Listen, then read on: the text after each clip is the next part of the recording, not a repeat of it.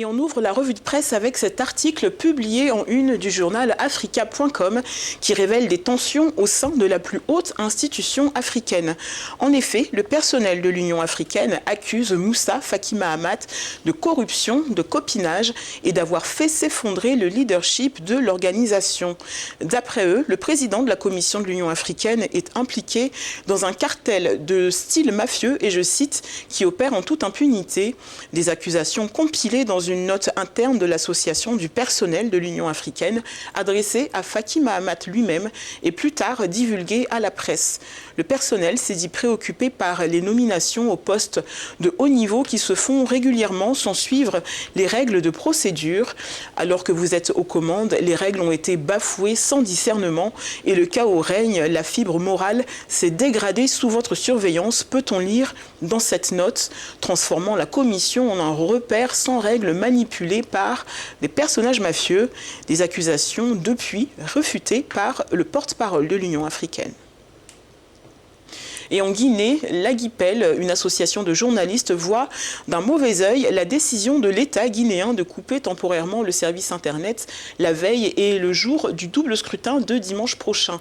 Interrogé par le journal Guinée Matin, Amadou Thiam Camara, le président de cette association de presse, dénonce une mesure qui va empêcher les médias en ligne de travailler. Selon un communiqué de la Guilab, le fournisseur d'accès, eh bien, l'interruption des appels à l'international et de la connexion Internet s'étendra du samedi 21 mars dès 1h du matin au dimanche 22 mars 9h. Officiellement, cette coupure serait due à des travaux de mise à niveau des installations du réseau de câbles sous-marins, des travaux programmés bien avant le choix du 22 mars pour la tenue du double scrutin législatif et référendaire, affirme la Guilab. Mais cet argument n'est pas convaincant aux yeux de Tam Camara. On ne peut pas s'empêcher de se dire quand même que la coïncidence est troublante. C'est comme si quelqu'un voulait commettre un crime sans témoin, a laissé entendre le président de l'Aguipel. Et on termine avec une bonne nouvelle sur le front de la lutte contre le coronavirus. 2 cas auraient été guéris au Cameroun. C'est à lire dans le journal du Cameroun.